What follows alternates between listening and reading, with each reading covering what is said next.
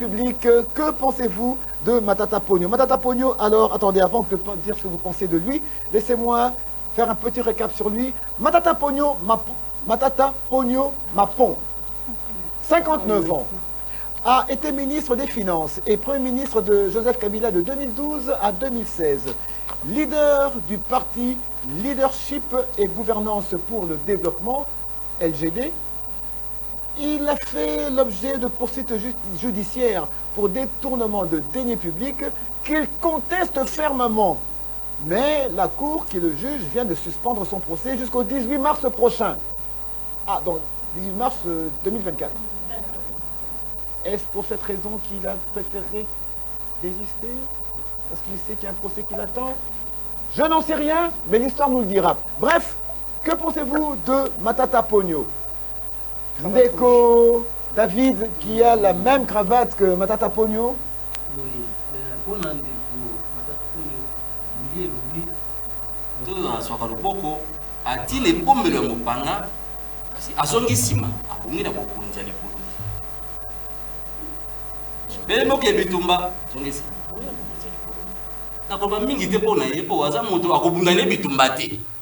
Abitenga na kobundana ngai te. Sika olikolo ke tata ngana makambo tango akozala alingi ake bitumba. Nde nakuya nakoba pona. Toki na. Kanta. Augustin Matata Pogno. Que pensez-vous de lui comme candidat? Il était candidat présidentiel, maintenant il s'est rallié au candidat Moïse Katumbi. Bon, Augustin Matata Pogno, bon, comme dirait David, on n'a pas de raison de parler de lui en ce moment parce qu'il n'est plus dans la course. Mais bon, en tant que personnage, Matata Pogno, Premier ministre, je aimais la rigueur dans le travail.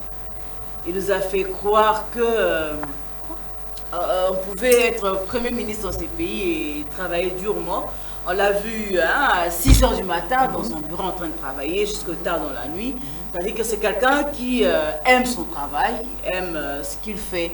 Aujourd'hui, comme il n'est plus dans la course, bon, il s'est rallié à Moïse Katumbi.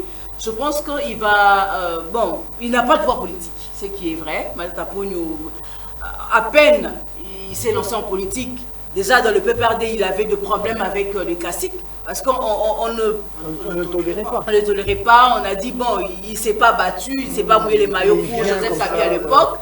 Mais au moins, il a été 4 ans Premier ministre en RDC. On lui doit aussi beaucoup pour le cadre macroéconomique.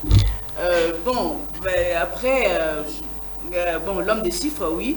Mais en tant que candidat président de la République, là, pour moi, il allait échouer. Là, il allait échouer. Heureusement pour lui, il s'est rattaché à Moïse Katumbi. Je crois que il sera d'un grand apport pour Moïse Katumbi du côté du Maniema. Je vois que ça brûle. Matata Pogno, je reviens à la question encore à la nuance de compétences. Oui. C'est vrai qu'il n'est plus dans la course, mais ça reste quand même un personnage important parce que les enjeux aux élections sont grands. Maintenant, voilà, il se rallie parce que pour moi, personnellement, je pense qu'il a compris qu'il n'avait pas de vérité.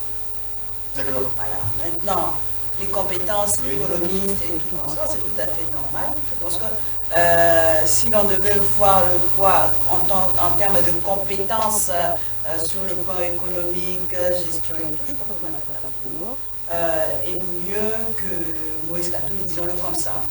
En termes de diplôme, connaissances, patati, patata, voilà, en termes de gestion. Parce que avant d'être Premier ministre, il était d'abord à l'ESICO et tout ça. Il a stabilisé la Banque centrale, la monnaie, le fonds congolais. Donc il y a beaucoup de signes qui a prouvé les compétences de Matata Pogno. Maintenant, en termes de qualité, je crois que pour moi, personnellement, si je juge son personnage, c'est que les compétences qu'il a, les qualités d'un président de la République, il ne les a pas. Et il s'est rallié sur quelqu'un qui a les qualités, mais peut-être un déficit en termes de compétences. Et ce featuring, vous pensez que c'est bon? Je pense que, voilà, on revient à la question. Elle a soulevé un point, elle dit que au PPMD, il y a eu un problème de casting. En fait, pour être Premier ministre, on a eu besoin d'un compétent. Et non d'une personne qui a les qualités. Parce qu'il s'agissait des compétences, il s'agissait de la gestion. Tu sois malin ou pas, mais tu dois comprendre les chiffres. C'est ça, les compétences, il les avait. Les compétences pour être Premier ministre, il les avait. Les qualités pour être politicien, nuance. Qualité et compétence. Malin et intelligent, c'est pas malin. Je sens comment on va avoir chaud. Ça bouillonne. Vous avez de l'eau là. Allons-y.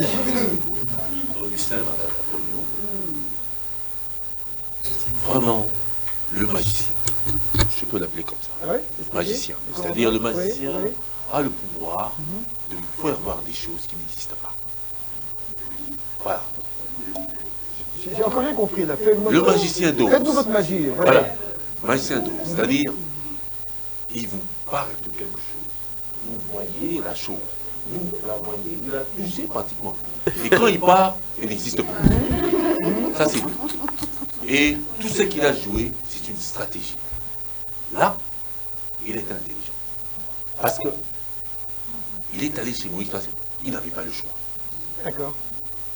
S'il n'était pas allé chez Moïse, admettons que l'actuel président sortant gagnait. Mars 2024, il sera au procès.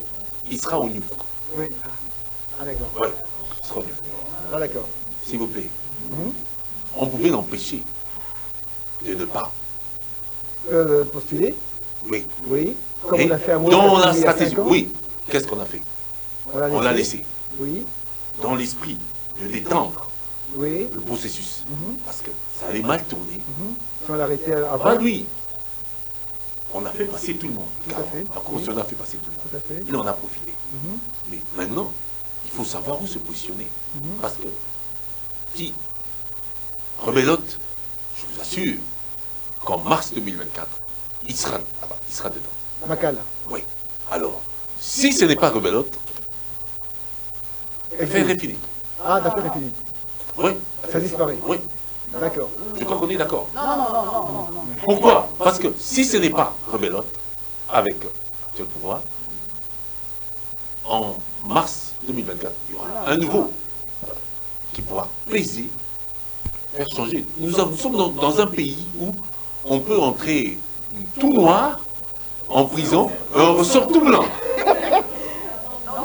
Mais moi, je ne suis pas d'accord avec ça. Pourquoi? Parce que si l'objectif, c'est qu'il veut se positionner pour...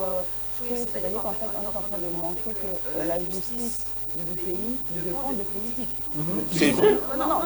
En fait, c'est le combat de tous les jours. Pourquoi? En fait, c'est une façon de dire que si Moïse Katumbi gagnait, disons-le comme ça, puisqu'il est attaché à Moïse Katumbi, donc il va laisser impuni si réellement Matata Ponyo est coupable. Donc je pense qu'il doit y avoir une nuance là-dessus. Est-ce qu'il s'est attaché parce qu'il fait quelque chose? Non, je ne pense pas. Je ne pense pas parce que voilà, il n'est pas attaché au programme ou au pouvoir de Félix Tshisekedi. Ok? Mais est-ce qu'il est en prison?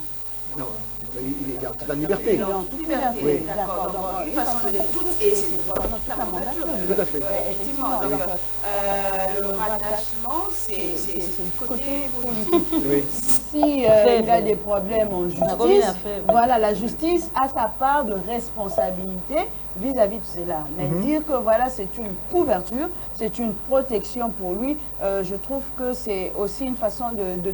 Bon, estimons, ok, qu'il soit attaché, disons-le comme ça, ici c'était aussi attaché à Félix Tshisekedi. Il s'était rallié à Félix Tshisekedi.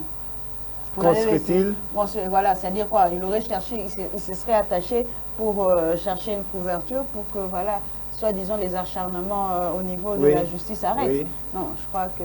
Il y a autre chose, il y a Anguille sous roche. Je pense pas. Ndeko Arsène nga fevele ezomata obeko mata.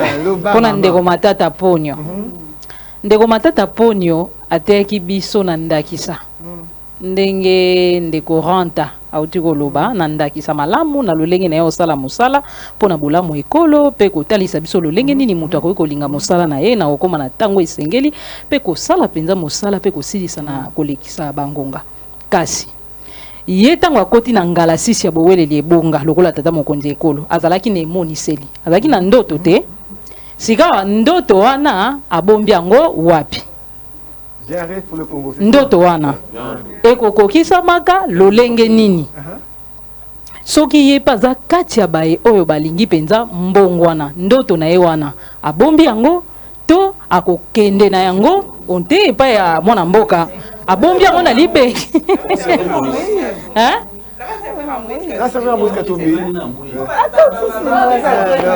Est-ce que ezalaki penza ndoto ezalaki penza ndoto oyo azalaki nango ebongo ndoto yango oti koloba awa aza lokola magicien aza lokola magicien ayebisi biso eloko esuki kaka. Le magicien n'a pas le droit de rêver. Le micro. Le magicien n'a pas le droit de rêver. C'est un être humain comme tout le monde. Mais c'est un magicien. Donc mais c'est un magicien. Il peut faire de la magie de c'est-à-dire, comme on disait... de sa magie. Non, voilà. C'est-à-dire, il avait des rapports performants, macroéconomiques, croissance à 2 chiffres, dans les livres, mais dans les assiettes. Absolument rien. Merci. Alors. Non. Allez-y. Non. Allez-y. Dans les assiettes, rien. Ouais. N'avions-nous pas dit que Matata pouvait stabiliser? Non, mais franchement, oui, voilà. Nous avons palpé cela du doigt. Le dollar est resté stable pendant un très bon moment. Voilà. Oui. Mais oui. Le taux est resté à 16. Stable. Et la vie sociale était avantageuse. Oui, assez. Je pouvais me nourrir avec 1000 francs. En tout cas, oui. Un comparatif. Oui. Le comparatif est là.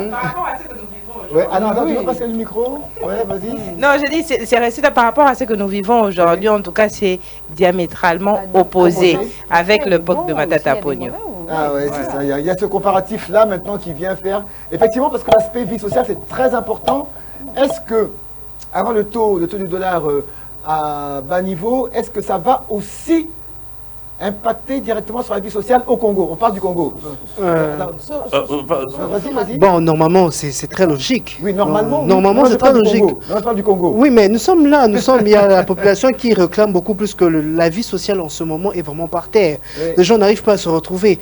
Notamment en ce moment, si un peuple, un citoyen congolais doit voter un président, c'est pour d'abord nourrir son ventre. Ah, absolument, c'est social. Parce que s'il n'arrive pas à se retrouver déjà de ce côté, à quoi ça sert? À quoi ça, un ventre affamé, un point d'oreille. Oui. Donc ils doivent déjà calmer au fait ce ventre pour écouter au fait l'idéologie, les rêves, les songes, les compétences extraordinaires au fait. Qui sont malins. Voilà. Donc c'est ça. Voilà. Alors, aujourd'hui, nous sommes arrivés pratiquement à la fin de notre émission d'aujourd'hui. Vous avez vu, aujourd'hui, c'était vraiment particulier. Le débat était très houleux, très enrichissant. Un débat intelligent, un débat malin, un débat plein de compétences, de qualité, de rêves. Voilà. Et tout ça, c'est ce qui fait votre émission Sondage Élection 2023. N'oubliez pas, allez vite là. Vous voyez, c'est juste écrit là, juste ici, de ce côté-là, là. C'est écrit là, sur les réseaux sociaux que vous voyez là. Prenez vite ces réseaux, allez vite réagir sur les réseaux sociaux. Et vous de l'étranger, n'oubliez pas, tapez toujours www.mandico.tv et vous serez toujours en contact avec nous. Pour aujourd'hui, c'est terminé. On se retrouve demain. On aura des invités demain. Des invités, on peut les citer. Nous aurons qui? Vas-y. Nous aurons des invités du candidat José Panda, qui est ministre de l'Agriculture. Nous aurons ministre sortant de la Culture. Je ne sais pas. En fait, pardon. C'est un dossier, c'est un sujet très important, candidat. Oui, si on dit ministre sortant, je commence à me demander s'ils sont vraiment sortants. Parce qu'ils sont sortants, ils sont encore au pouvoir alors qu'il y a les élections. Ils ne sont pas sortants. Ministre, c'est qui? José Panda. Oui. Nous aurons monsieur l'honorable, le candidat Louis Dor Balekelaï. Ah, Louis Dor Balekelaï. Oui, il sera là. D'accord. Nous aurons madame Irène Bissimo. Ah oui. Oui, elle a promis, très intéressée. Nous aurons monsieur Thierry Monsenepo. Ah, d'accord. Qui sera là. Nous aurons Hervé Maître Hervé Diakessé d'Ensemble pour la République. Il y en Et a beaucoup. tout ça pour demain? Non, en fait, ils sont programmés. Ils sont programmés. D'accord. En fait, ils sont plusieurs qui suivent et qui promettent de passer, et qui ils ont même pas promis. Et nous aurons sûrement Madame Colette Tchamba aussi ici. D'accord. Et j'annonce aussi qu'il y aura aussi probablement une candidate présidentielle qui sera prochainement sur le plateau. Oui. En la personne de Madame Joëlle Billet, qui sera aussi. Et Madame Marie-Josée Ifoku. Madame Marie-Josée Ifoku aussi. Oui. Ah, ben voilà. On va faire le sondage. Et l'honorable Masumbuko, Solange Masumbuko. Ah, ben voilà. Alors, et le problème, c'est que la campagne électorale a souvent ce caractère, la dernière semaine et la semaine décisive. Oui, ça se Alors maintenant, ils observent. Oui. Ouais. Mais et après, allez, hop. On se jette. C'est ça. Alors, on y va. Terminé pour aujourd'hui, je l'ai bien dit. Vous avez compris, des invités seront là sur votre plateau. Alors, restez branchés. Ne ratez surtout pas les prochains numéros. Ce sera encore des débats aussi houleux qu'aujourd'hui. Plein de compétences, d'intelligence et tout ce que vous voulez. Et merci surtout à vous de rester branchés sur Madico TV parce que grâce à vous, eh ben, le monde peut changer. Terminé pour aujourd'hui. On se retrouve demain. Ciao, ciao.